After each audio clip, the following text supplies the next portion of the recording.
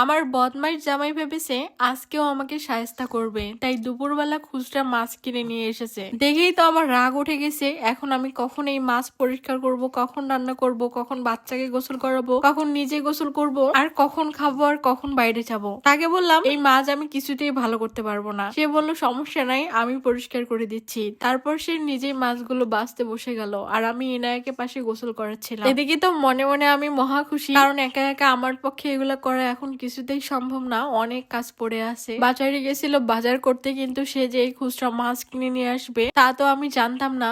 আমার কাজ বাড়িয়ে দিয়েছে। তার কথা, তাকে এই মাছ এখন রান্না করে খাওয়াতেই হবে। আমার শখের বেড়া যেহেতু আশা করেছে, তার আশা তো পূরণ করতেই হবে। এরপর আমি আলু এনে আলু কাটতে বসলাম। মাছের চচ্চড়ি সে খুবই পছন্দ করে, তাই এই ছোট মাছগুলো দিয়ে মাছের চচ্চড়ি বানাবো। মাছগুলো বেছে এনে আমার হাতে দিয়ে বলল, নাও আমার কাজ শেষ, তুমি এগুলো ধুয়ে বেছে রান্না করো। আমি ইনায়াকে সামলাচ্ছি। আমি মাছগুলো সব ধুয়ে বেছে পরিষ্কার করতেছিলাম। তোমরা তো জানো এই ছোট মাছগুলো পরিষ্কার করা কতটা ঝামেলার। আমার মনে হয় বড় মাছের থেকে ছোট মাছ পরিষ্কার করা একটু বেশি কষ্টের। এরপর একটা শিলপাটায় মাছগুলো ধুয়ে আমি এখানে ভাজি করতেছিলাম। এখানে চিকন করে আলু কেটে নিয়েছি, সাথে অর্ধেকটা মাছ দিয়ে দিলাম, বাকি অর্ধেকটা এখনো পরিষ্কার করিনি। দুপুর হয়ে গেছে, খেতে হবে, তাই আগে রান্নাটা চাপিয়ে দেই। এরপর এখানে পেঁয়াজ, রসুন বাটা, মরিচ বাটা, মশলা সবকিছু দিয়ে রান্নাটা বসিয়ে দিলাম। আর এই যে লাউ শাক ভাজি করতেছিলাম, এগুলো আমার ডিপে সংরক্ষণ করা ছিল, মানে সিদ্ধ করে ডিপে রেখেছিলাম। জানি না খেতে কেমন হবে। রান্না করে খাওয়ার পর অনেক ভালো লেগেছে,